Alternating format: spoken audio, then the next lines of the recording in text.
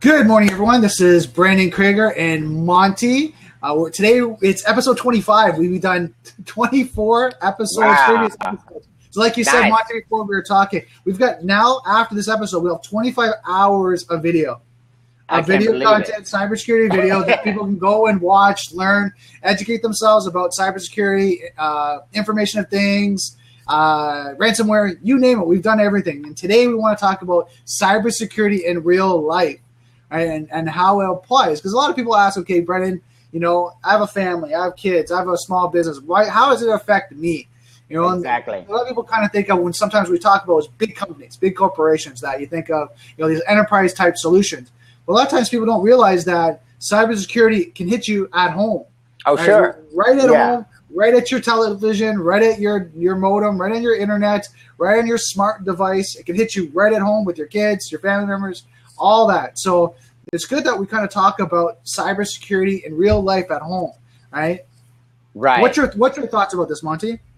Well, yeah, you have to understand that sometimes the creepiness of the internet makes its way into your real life. You know, it's like that stray dog that comes up into your house finally, right? And then you make a decision: do I feed him? Do I keep him, chase him away, or something?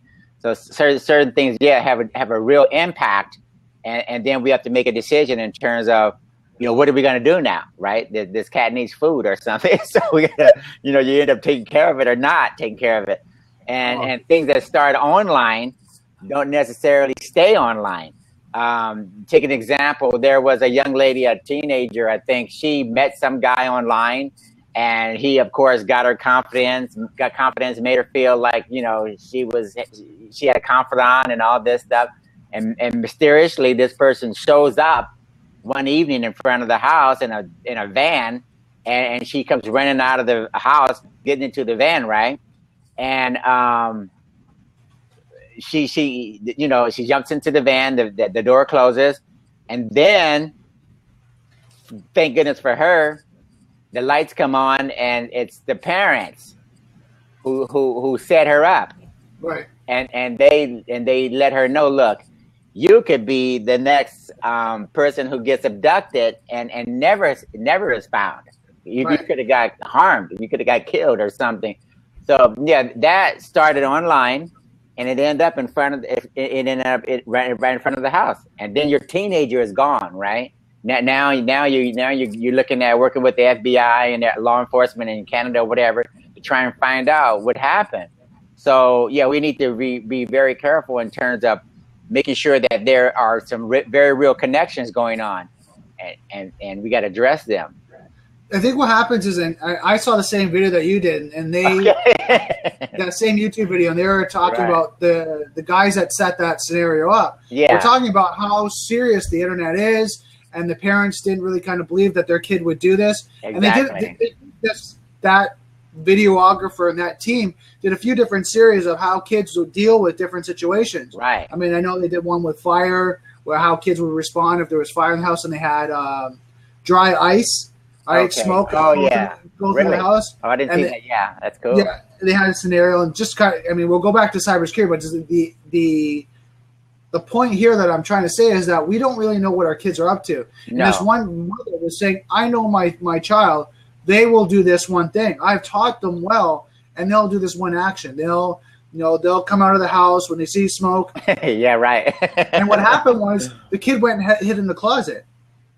There you go. See? Right? Yeah. And then her mother, like, the kid was freaked out. I mean, of course, I understand, because, I mean, they wake up, there's smoke, the fire alarms are going off, right? And they freak out, but they went to the closet. Well, it taught the mom, one, it freaked the mom out, freaked the kid out, but at the end of the day, it taught the mom that she can't rely on the kid knowing everything. There has to be practice, there has to be scenarios.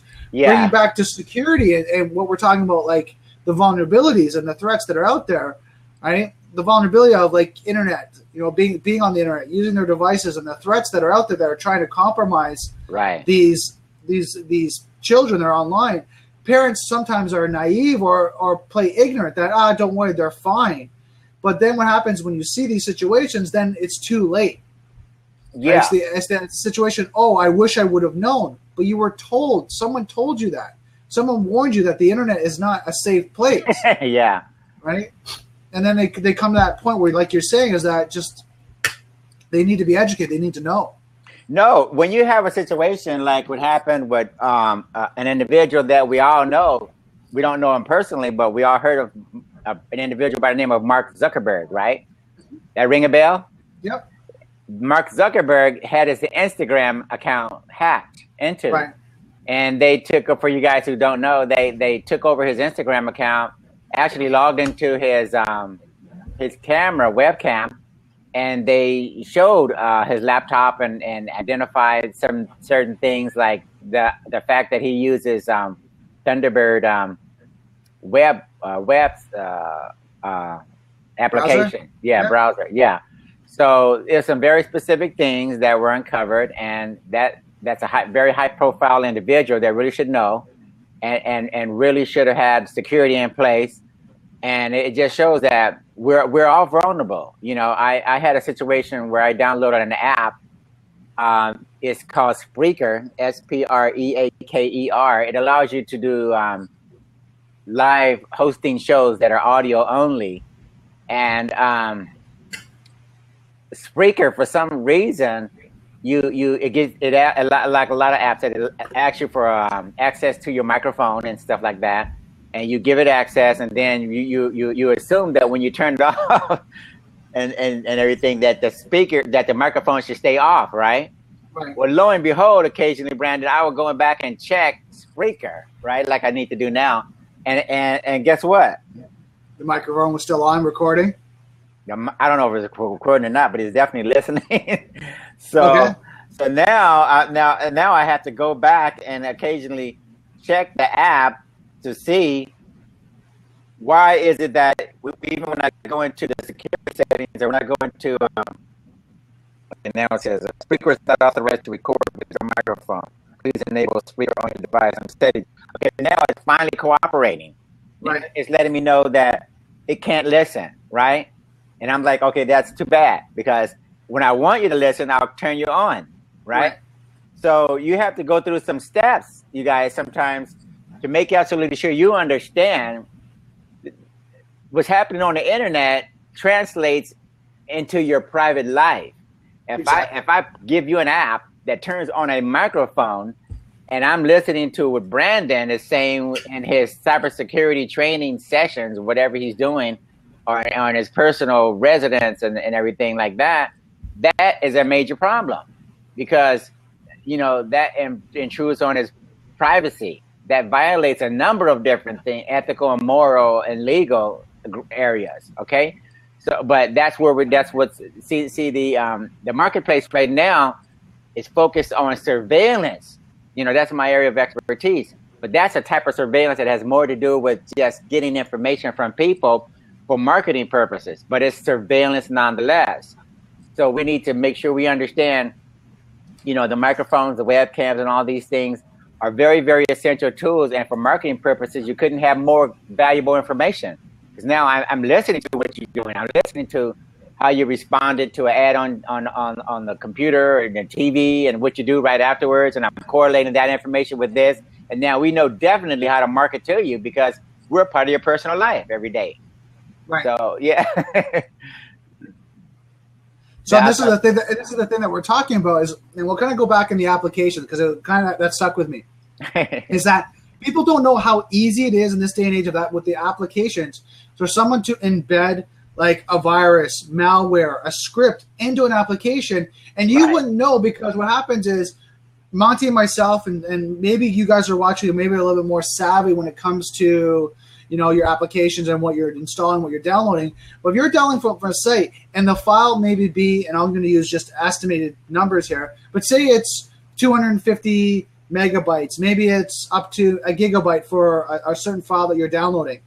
If it's an extra 100 megabytes, you might not realize that. You might not even know or care, because you think, oh, okay, whatever, it's packaged, whatever that may be. Yeah. But that could be a script, that could be malware, that could be something in the back end that they've embedded into that application. So when you run, that runs as well. And I mean, one of the courses that I'm reviewing right now, I'm looking at, is Certified Ethical Hacking. And in the course, they actually show how viruses are created, how malware is created, how adware is created, how they do it. And when you look at now, there's applications that you can do it with that make it so easy. It's not the point where you need a high level of education and coding to create a virus. No. Where in the 90s, for sure, you needed to know how to code. Now it's, open this app. Here's this application, this MP3 file, right? Or MP4 file, or whatever that may be. Yeah. Here's the virus you want to attach, or this code you want to do. Click on this button, it'll sync the two, and then name the file, and you're done. Send it out. So this is what I'm saying. It's not the point where it's like you're writing code and trying to manipulate the application. It's literally going, here's this application. Take that file, take this file, put it together. Okay, here you go. Here's the master virus file, and now you can send it out. Done. Yeah, now that's exactly what they're finding with ransomware, for instance. There's a particular application, and it works exactly how Brandon is describing it. If I have a certain payload that I wanted to accomplish a certain thing, but now I partner with the hackers and the people who are actually going to allow me to drop my payload into this particular piece of download that they've already made, and they work together now.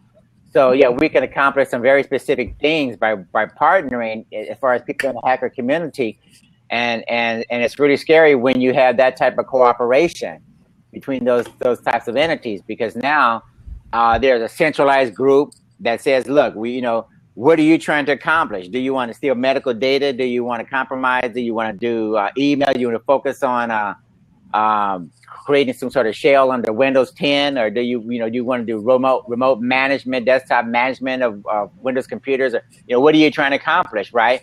And then you drop that payload into that particular program, if you will, and now it accomplishes some very specific things for you as a client. You're literally a client working with the people who are trying to make sure that they run this just like a business. So exactly. This is getting very sophisticated in terms of what they're doing, but at the same time, it's dropping, drag and drop, and it's plug and play, and you got to be careful right now, Joe. And this is the thing, you might, like you guys watching this, you might realize that there's, I'm going to call it white hat and black hat type of embedding this way. There's white hat where you install this application, and then all of a sudden you see this add-on where it's McAfee or Symantec. If you want to install this application, you can also install McAfee or an antivirus program. So you click through it, and then maybe you install it, maybe you don't. That's kind of what I consider as white hat embedding, white hat linking into these install files. Then there's black hat where you don't know. You run this file, it might be a larger file, and all these other things are going in the background. Maybe they have an app where they can listen to your keystrokes and they can see everything that you're doing. Maybe there's one that they can open up your camera, your web camera. They might be able to have cookies, that your browser. But you might not know this because it's in the back end, and it runs and it installs into the registry, into the install, like maybe the root folders, whatever that may be. And you might not know it because you're not aware, because you just kind of install that application.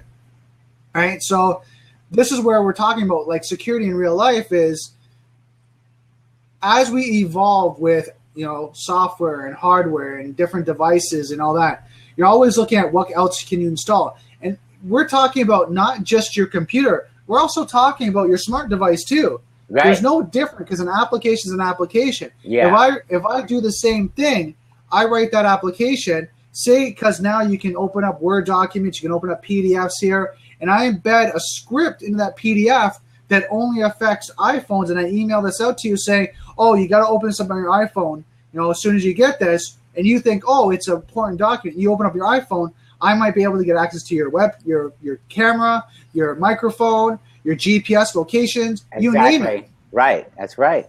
And another area that we're finding where this translates into real world issues is, for instance, our electrical grid in the United States is very antiquated. Okay, we have a grid, a utility grid, electric grid that goes back to who knows 60 years, since we've really made any major changes. And the trade-off is that, you know, we're trying to bring this old world technology into the new world, right, into the 21st century.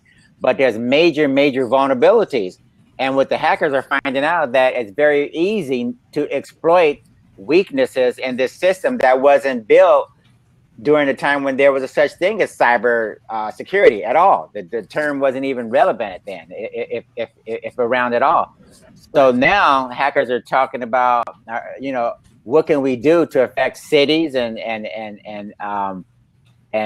different portions of cities, neighborhoods, et cetera, and they're finding that, you know, they can bring down. I think there was one situation where New York had a major outage, and I think Canada as well.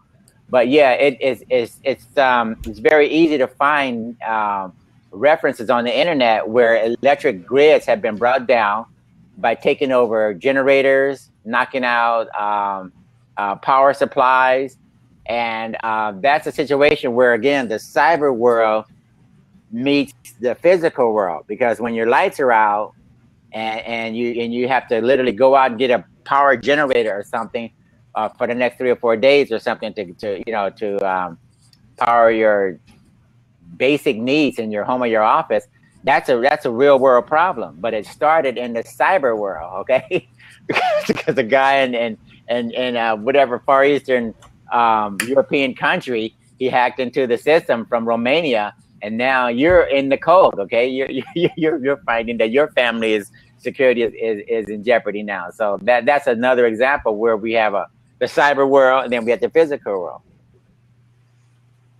Well, we know one of the things that I was through the weekend, we were talking about cyber warfare.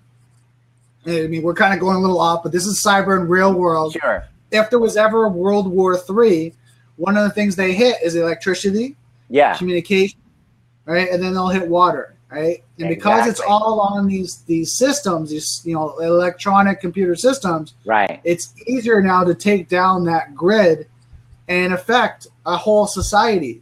So, talking about real world and kind of bring it back to the home user, when you think about this, say, for example, down the street, you're a service provider, Rogers, Bell, whatever that may be, cuts a line by accident.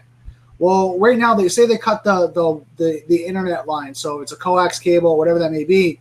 You might be out with the internet. Without internet, you have no TV, so it takes you out for there. Now, if they cut the whole power, it takes out your phone, your internet, your TV, maybe like your refrigerator, anything along that line. Right. But they get notified through this computer device, and they get the electronics and all these information. So we're so connected digitally to everything that a lot of us can't live if something like just a not physical situation would happen. I mean, a lot of us, you know, work from our phones, our devices. You know, we're on the internet. We need email. We need access to the internet. Yeah. So if you're at home and this happens, you can be disconnected, right? So this is the one thing when we look at cybersecurity. It's not sometimes just the attack that there's a hacker, there's a virus. There's actually physical attacks, sometimes not intended, you know, it's mistakes, that can affect you, that can take you down. Now, I'm sure the question comes out, okay, so Brandon, what am I supposed to do? Well, I mean, if you're a home-based business or anything like that, you have to look at redundancies. So having an area where you can go to if your internet goes down, if something happens, if a physical situation happens that you lose power, you know, the line's cut, whatever that may be, you might be down for 2 days, 5 days, 7 days, 14 days. It depends on how quickly they can service that. So for you have to look at, you know, redundancies. Where can you go to another location to be able to be up? You know, I mean, we talk about, you look at the 24 episodes before, there's a lot of digital security we talk about, a lot of, you know, cyber attacks and viruses and malware and ransomware, and, you know, how people, you know, have to learn about all these different areas of security. Well, you know, sometimes we miss and we don't think about is the actual physical aspect of it. Yeah, and this is a critical area where, see, this partnership between me and Brandon is really critical because, you know, I've been doing physical security for almost 20 years, and he's an expert at cyber.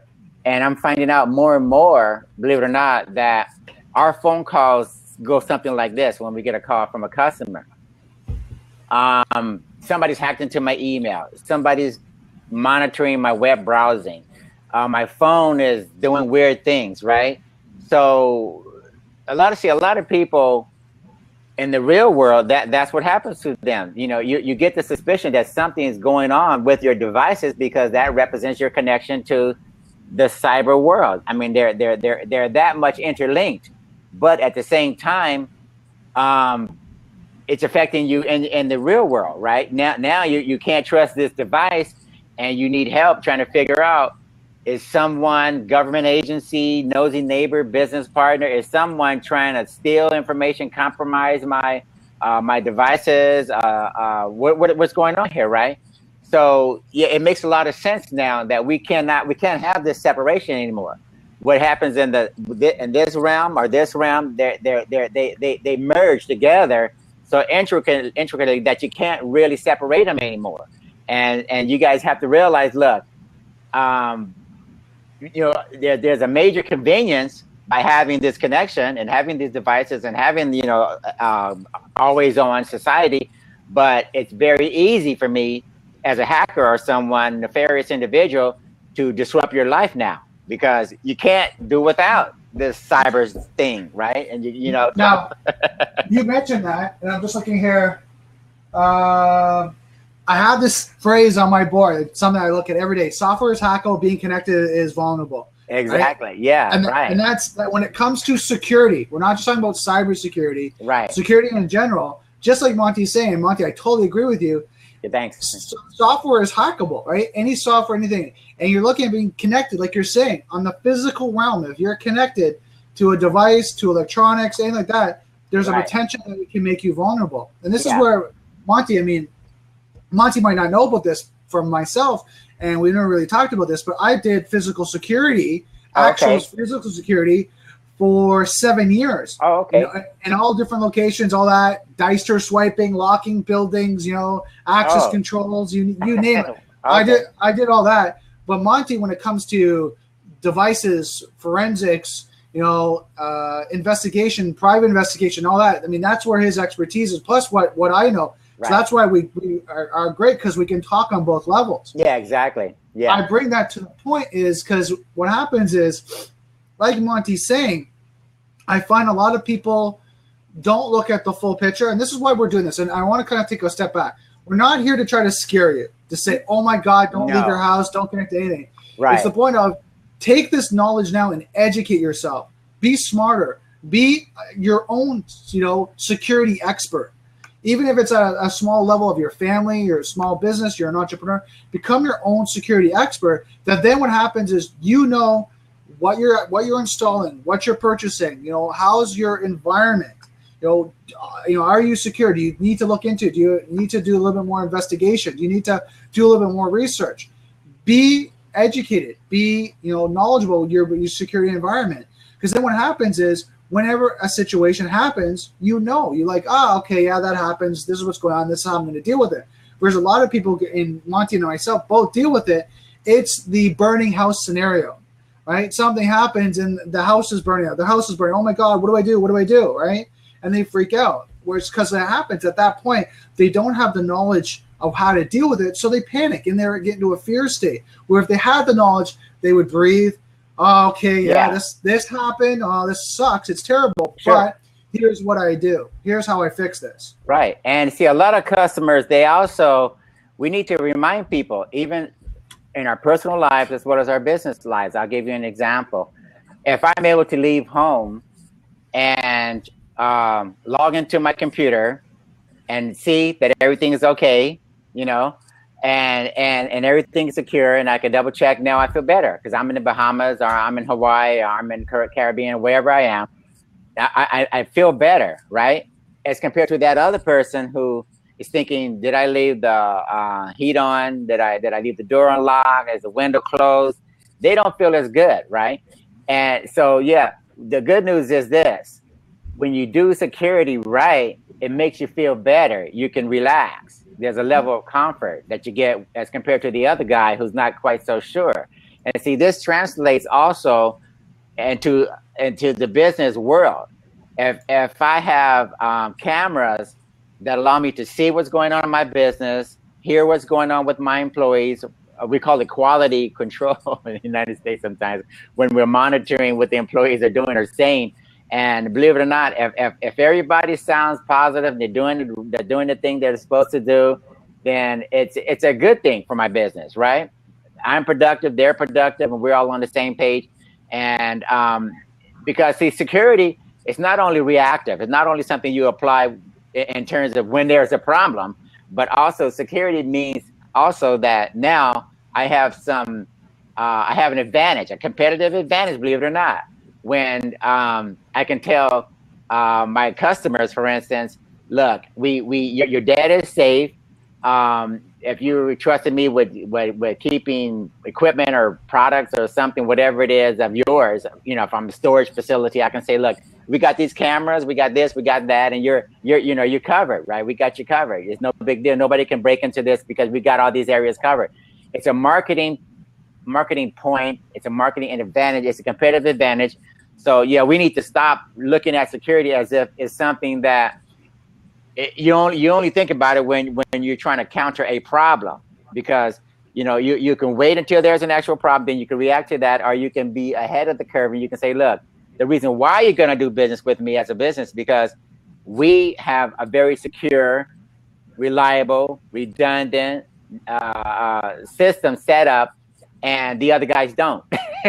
Well, and going back to your point, Monty, I think we're talking about reactive and proactive, right? Right. Reactive is when a situation, as you guys know, it's reactive is, oh my God, something's happened now, I'm dealing with it. Proactive, like we're talking about, is you go, I'll do the research, I'll do the knowledge, I'm going to set up all the security, and then if this situation happens, you have the system in place to deal with it. So being more proactive, it builds up confidence, and let's kind of talk about that. Builds up confidence, builds up self-awareness, builds up the ability to feel more relaxed about your environment, what you're dealing with, because what happens at the end of the day, you kind of feel, no, I've got this in hand. Now, don't get me wrong, and Monty, both of us will contest, no one is 100% secure. Right. It's what happens is you put deterrents in place to make it harder, and you put checks and balances in place to deal with and recover faster. Right. And so when we're talking about personal or business, say you lose your hard drive. It doesn't matter if you're a business or personal. If you have a backup of it, yes, it takes a couple hours or maybe it takes a day to recover, but then you can recover. Because you've done the security, you've done the backup, you've done your redundancy, you have maybe 2 storage areas of backups. What happens is now you recover, then you're like, yeah, it's frustrating. I'm without my data for a day or two, but I'm going to get it back because I know I have it. Oh, sure. Yeah. Where the other side is when someone doesn't back it up, when someone doesn't do it, and then they lose their hard drive. And then what happens is what they do. They'll spend hundreds, if not thousands of dollars trying to recover that data, and now they're flipping out. They're like, oh my God, the house is burning, my hard drive's dead, what do I do? Yeah. I think in the future, we're probably going to have an environment where we're going to talk about, as businesses, or for instance, why you should do business with me. I'm going to encrypt your data. Let's say I'm some sort of merchant that you go to for whatever reason, right? If I can tell you, or if I can put as part of our business model or mission statement or something, we encrypt your data. There's nothing stored here, there, and everywhere else.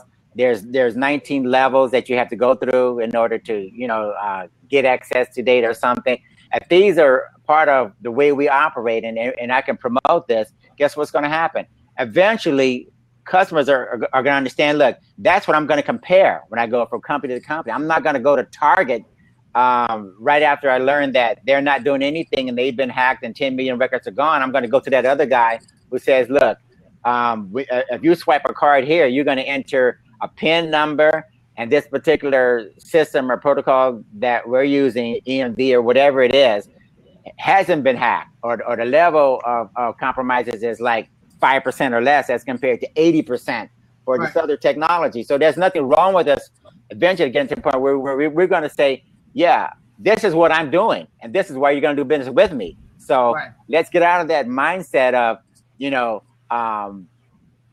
I'm going to have to wait, and I don't want to spend the money, and how much is it going to cost me, and you know, of that as compared to, no, we're going to put this in place, and this is why you're going to do business with me as compared to the other guys. And then I'm going to make that a central focus. So that resonates with the, you know, the entire population, the entire customer, prospective customer base that are thinking about doing business with me or a company like mine.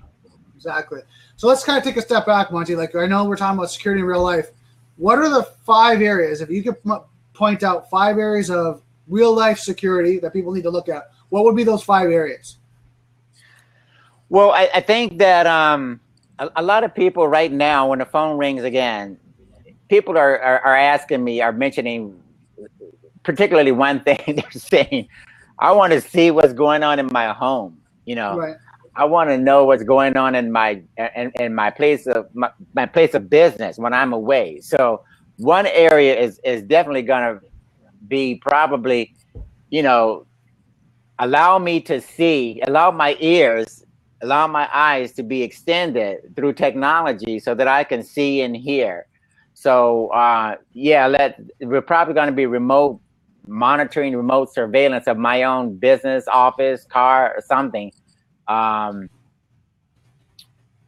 then transactions, you know, how secure are my transactions, you know, as a business. And that's another area where I think we need to focus, because there's a lot of credit card thefts going on, and right now it seems to be totally out of control. So that's another area where I think we need to look at. And my expertise combined with Brandon's expertise is probably going to save you a lot of time and effort. So that's another area. And then I think our smart devices, integrating that and connecting that to the internet and all of that. The Internet of Things is another area where we definitely have to figure out how to make that work. But that's at least three particular areas that I can think of right off the top. All right, so far we've got remote monitoring.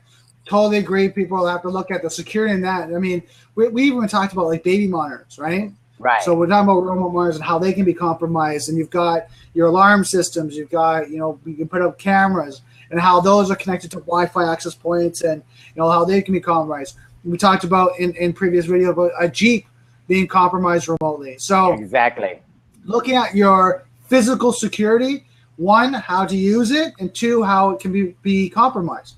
So remote monitoring for sure. Transaction security, talking about credit cards, debit, your bank account, online shopping, all previous things we've talked about, and all things that people do nowadays is that, you know, especially when we look at online shopping, a lot of companies now, retailers are actually putting their products online versus you can't get in the store, but on our online store, you can buy that. And I know the scenario for me. I was looking for a book in chapters.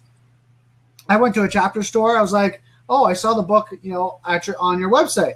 Oh, sorry, you didn't check. Only available online. Oh, okay. And it's like, okay, well, hold on. Why can't I go to your store and get this book? Well, no, there's a certain catalog we only sell online now. And they're starting to go more and more to that online catalog because they find it more convenient. They can drop ship it, where they grab it from a warehouse and then ship it out to you. They don't need to have a physical location. So something that we have to be mindful is more retailers are going that way. But how do you protect yourself when you're doing more online shopping?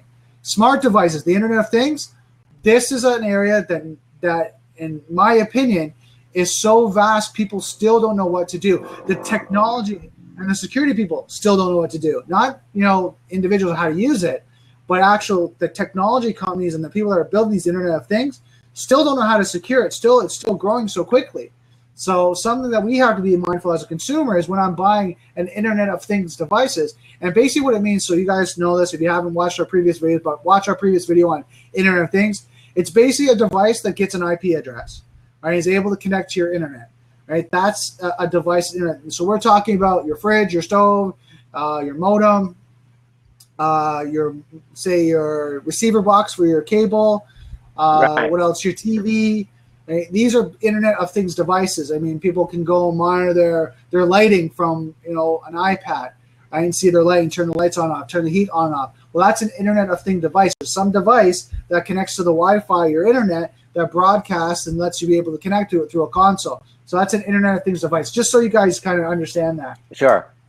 So yeah, those are the great 3 areas that you cover, Monty. And, you know, what I would say is look at physical security, your surroundings, what you're doing, right? So look at, like, for example, who are you talking around? What you're saying around people, right? What information? If you're in a coffee shop and you're talking about your money, your finances, oh my God, I got this check, or I got this big bonus at work, or I'm going away on vacation. Exactly. Right? Exactly. You don't know who around you is listening, right? And you don't know if that information now can compromise your physical security. Because if I hear that hey Monty, we're at a coffee shop, maybe me and a friend, and Monty's in the corner saying, what, I'm going to be going away to Jamaica for 2 weeks starting, July 8th. If I'm a criminal, I go, oh, he's away from July 8th. Yeah. Let me follow him home and then see what, where he lives, because I might be able to rob him, because I'll just watch his house on July 8th and July 9th. If he doesn't come back, it's easy pickings. So physical security. All right, like, be aware of your surroundings. Also, when you're looking at, you're connecting to Wi-Fi spots and on hot spots, like you're at Starbucks, all that, make sure you understand who you're connecting to, because what happens a lot of the times, they call it a man-in-the-middle attack, is what happens is someone sets up a dummy router. Wi-Fi, yeah. Exactly. Wi-Fi access point. What happens is when you connect to it, all your data being transferred, it's not transferred for the company's Wi-Fi, it's actually being transferred through that hacker's Wi-Fi. So all your information, maybe you're logging into the bank, you're going to Facebook, you're sending out emails, all that information they're collecting. So looking at your physical security, right? And last one, let me kind of think of here. Remote transaction, smart devices, physical, right? And I think what it comes down to is overall awareness of cybersecurity, of your applications, your software, what you're installing, your antivirus. Take the time to educate about applications, right? Because I think one thing that I don't want to say naive, but we're letting take advantage of us is providing us benefits and features of these applications. Like, oh my God, this application does all this great things. It's going to help you do all this, but we don't look at, if I install it, what else is it installing? What other vulnerabilities? What other access points? And I mean, Monty brought this up earlier with that audio software he brings. What other access does it request or need? Does it ask for access to your phone book? Does it ask for access to your microphone or your webcam? Does it need access to it? Does it need access to your GPS location? Should you be enabling that? Like, and I'm talking about like the mobile devices, but this is the same thing when it comes to installing an application on your PC, your laptop, anything along that line. You have to do the research to make sure that you're aware of what you're installing and how it's going to function. Yeah, there's always a trade-off out of convenience, and we need to make sure that we understand when you look at that, when you just glance over that 20-page terms and conditions statement that we all rush to the bottom and click and say, yeah, I accept it because I want to get this new app and it's going to do a whole lot, right? But that's where they get you, because they know no one wants to go through the process anymore of making sure they understand what they're signing on to. So let's be very critical in terms of, why am I using this app? Does it really need all the access, as Brandon talked about, and to my contacts and everything else? Because that's where companies are focusing on now. They want to get us to sign on the dotted line without thinking through exactly what's going on. And yeah, right now it's a wild, wild west, literally out there. And again, we don't want to just scare you guys into saying, we gotta be paranoid and schizophrenic and all of that. But see, the real problem. I mean, this is a very real problem. I mean, our government agencies, our corporate America, they're under siege right now, and they're trying to figure out, how do we deliver the product, deliver the services, and at the same time defend against the nation state hacking groups and all of that. But yeah, if we can start getting a more of an education going on at the grassroots level, if you will, then maybe we can do our part and do a better job. Because I was reading, and again, you guys probably heard about this as well. When I steal your medical data, I can sell those records for $40, $50 a piece. But when I steal credit card related information, I can only get $4 or $5 a piece for those records. And see, this is again a supply and demand scenario. There's so many credit card records out there floating around the internet on these various websites for sale. The prices come down. right? But medical data, you can't change your medical data. If you have a heart condition, if you have certain things about you in your past that related to you personally, medically related, you can't change that right away. And when I get that information, and I you get this you get this phone call out of nowhere and says, look, if you don't want this information to be published on the internet, I want $50,000. Well, you might be compelled to listen to that because, again, that type of information is very, very personal, very critical. You can't change it or wipe it off, get rid of it, right away. So yeah, we need to really think about that. There's a lot going on right now, and we're just trying to make sure you guys understand that.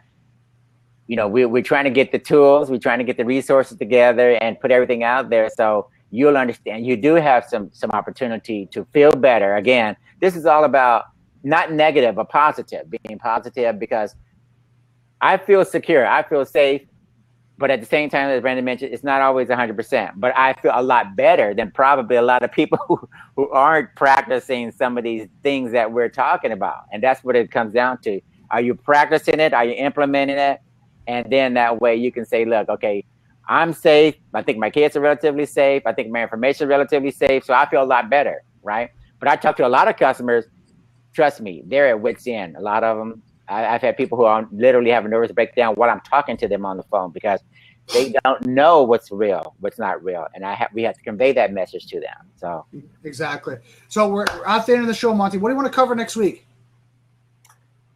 I'll let you pick this one. I can't think of anything right offhand. I think there's we've covered a lot of very critical areas, but I could miss something. Oh, I know. I mean, we've covered the broad spectrum of what we would cover for any company or individual when it comes to security. I mean, that's what we talked about before. There's as of today, 25 hours of cybersecurity security discussions. Yeah. And I think one of the topics I like to discuss, just as a little bit of a fun, is cyber warfare. Oh, okay. Let's kind of talk about that a little, go into it, because I'm sure people want to know about it. I mean, it's not something that we're all going to be affected by, but it's good. It's interesting to know. And this is where I think it's interesting to know about cyber warfare. Is where would a company be attacked? Where would a country, a city, be attacked if there was, cyber security warfare? Good. That's good. I like it.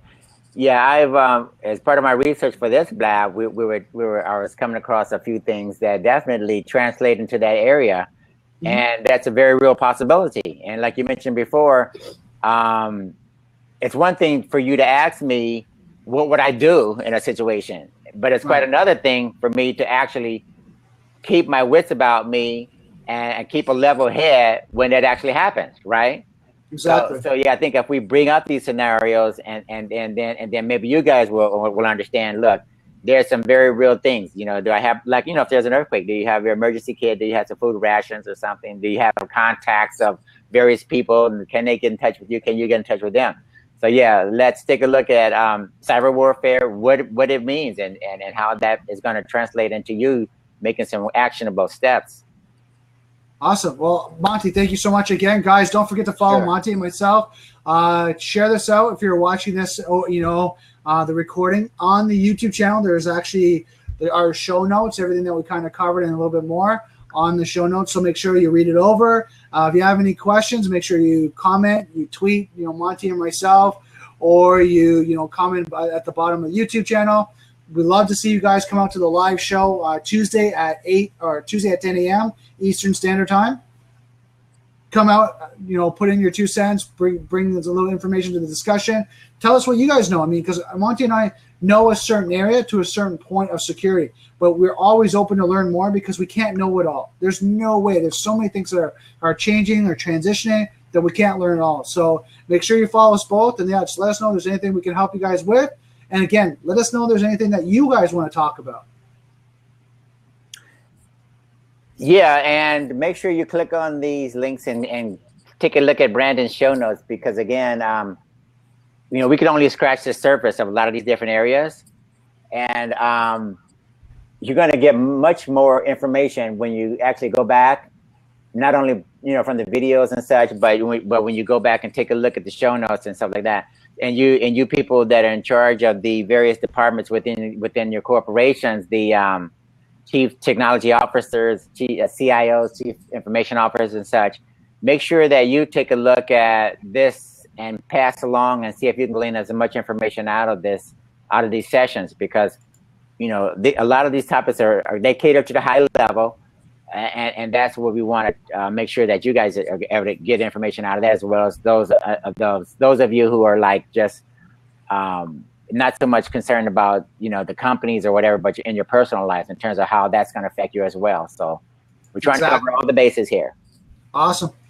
Well, guys, I want you guys to have a great week, and we look forward to talking to you next week at, again, 10 a.m. Eastern Standard Time here on Blab.